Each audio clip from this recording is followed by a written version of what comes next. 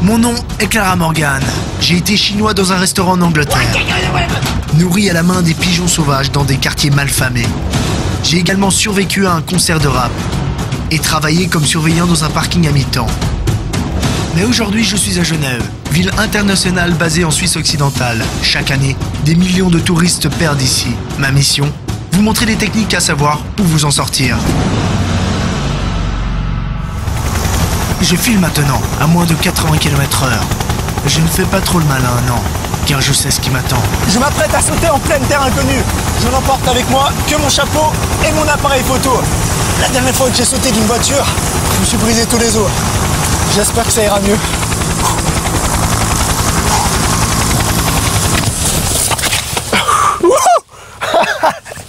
Excellent. Je suis maintenant sur place. La température extérieure est de 21 degrés Celsius. C'est là que commence mon aventure. Nous voilà perdus en pleine nature. La première chose à faire dans ce genre d'endroit, c'est de trouver la ville pour ensuite trouver l'aéroport. C'est ce que je vais faire aujourd'hui. Pour trouver la ville, vous pouvez utiliser la technique dite du paysan sournois. Cette technique consiste à coller votre nez contre le sol afin d'avoir vos deux oreilles à l'opposé l'une de l'autre. Au bout d'un moment, j'entends sur mon oreille gauche une légère vibration. Maintenant, je sais que la ville est par là. C'est parti. Tout excité à l'idée de découvrir ce que me réserve la suite, je fonce tête baissée. Le spectacle est inouï. C'est incroyable. Je savais que cette technique allait marcher. Je commence à sentir une légère douleur plantaire. En effet, si vous n'êtes pas habitué à marcher en ville, il y a des risques pour que votre sang coagule. Il faut donc se concentrer et ne pas perdre de vue son objectif. Nous sommes maintenant en ville. Il ne me reste plus qu'à trouver l'aéroport. Pour ça, je vais m'aider de mon chapeau pour repérer un avion dans le ciel. Les fibres de mon chapeau vont m'aider à filtrer les nuages de façon chlorhydrique et je vais pouvoir permettre de regarder. Vous ne pouvez pas le voir, mais j'arrive à distinguer là juste un avion. C'est un avion turc. Comme je sais que la Turquie est par là et que je repère que l'avion est en train d'atterrir, je sais que l'aéroport devrait se trouver là-bas. J'ai donc ma direction. On y va. Attention, attention. Ok, on y va, on y va.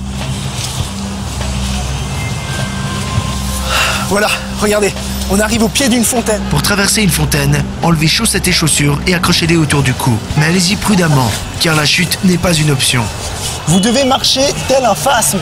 Assurez vos genoux et être beaucoup souple de façon à faire des petites vagues, ce qui vous indique que vous êtes en pleine stabilité. Délirer et dire n'importe quoi est tout à fait normal dans cette situation.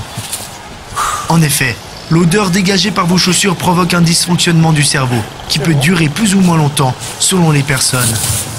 Ah. Et voilà ce qui peut arriver. L'an dernier, un Roumain a oublié de détacher ses lacets. Il s'est cassé toutes les dents. Oh mon Dieu. Je crois qu'on a une jolie averse sur moi. Je vais me dépêcher de me trouver un abri pour m'abriter. Dans la ville, il y a énormément d'individus différents, de toutes sortes. Il faut faire super attention. Quand vous passez une... Regardez, un léopard, couchez-vous, couchez-vous, couchez-vous.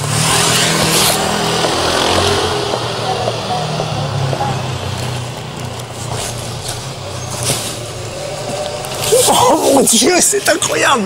Regardez-moi ça, des bipodes. Oh, c'est incroyable. C'est très rare d'en voir ici. Genève est une vie écologique. Je suis un peu perdu et je n'ai pas mangé depuis des heures. Il devient urgent de trouver un abri et de la nourriture. L'avantage, c'est que la ville de Genève regorge de parcs publics qui facilitent l'élaboration d'un campement. Cet endroit paraît idéal pour y passer la nuit.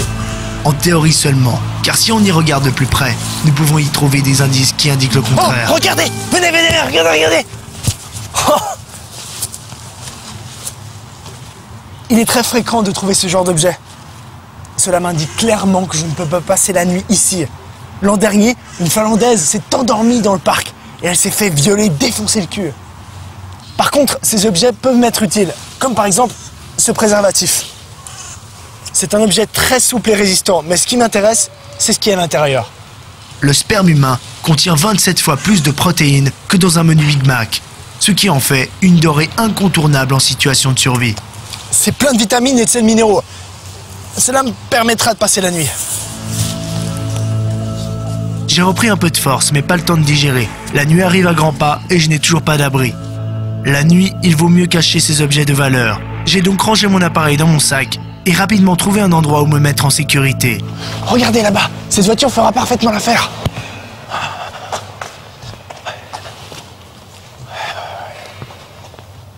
Ok, pour ouvrir une voiture, il suffit simplement de prendre un bout de tissu et de vous couvrir la main pour la protéger et donner un grand coup sec dans la vitre. La plupart des véhicules récents sont protégés à l'aide d'une alarme. Commencez par ouvrir le véhicule. Introduisez-vous à l'intérieur et actionnez le levier qui permettra d'ouvrir le capot. Ensuite, allez dans le capot et arrachez les fils de la batterie. Cela coupera l'alimentation de l'alarme.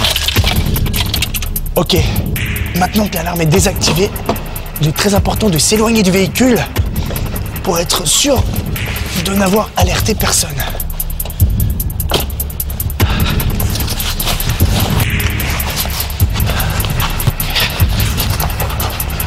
Ok, on va observer un petit moment ce qui se passe. Personne n'a été alerté. Je peux donc y retourner. Ok, la zone est sûre. Je vais enfin pouvoir dormir.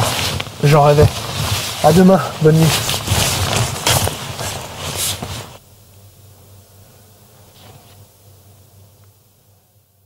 J'ai été réveillé par des drôles de bruit.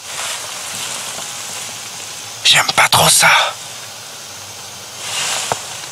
Je ne sais pas si vous arrivez à le voir. C'est un clochard zébré. Une espèce endémique. Oh mon Dieu. Il vient par là. Je crois qu'il m'a entendu. Il faut que je parte. Je suis en danger.